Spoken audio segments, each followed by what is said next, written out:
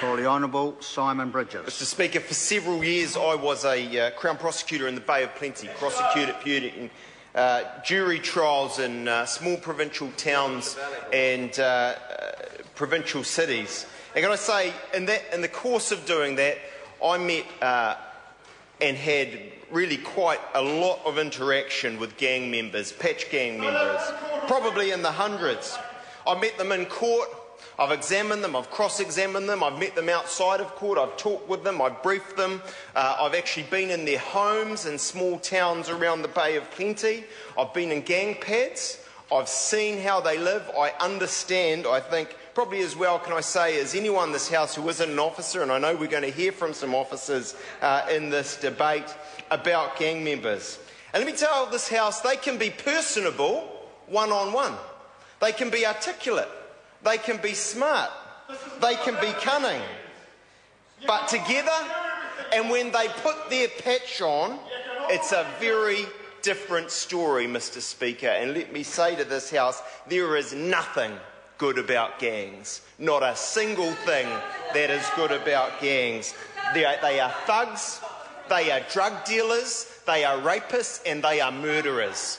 And they do those things all around this country every week of the year, and this country doesn't deserve to suffer the consequences of that. There is nothing good about gangs in this country.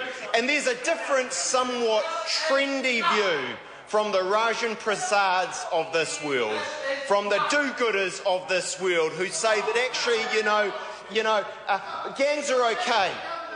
They're friendly, cuddly motorcycle clubs. As they get older, they reform themselves. They have whānau barbecues and everything's okay. Well, I say that's rubbish. I have contempt for that view because there is nothing good about gangs, and this bill is doing something about it. When gang members put the patch on, they become a different person. They put it on for one reason, to create fear and to intimidate others. There is no good reason, as I say, for gangs, and there is no good reason for gang patches. And I say the Labour Party's view and position on this bill is contemptible, because they say in this House, well, Andrew Little says, oh, you're just doing this to get tough, Mr Speaker. That's what they say. Well, yes, we are. Tough on gangs and crime in this country.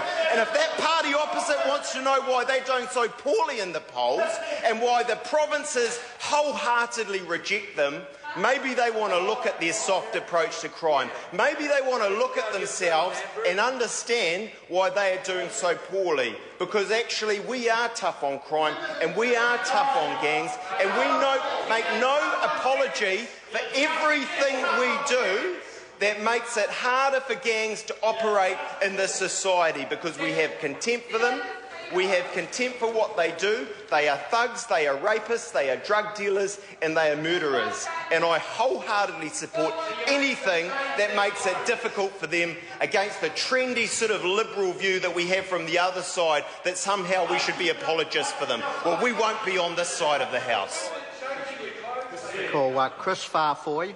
Mr Speaker, Tom McLeay in his opening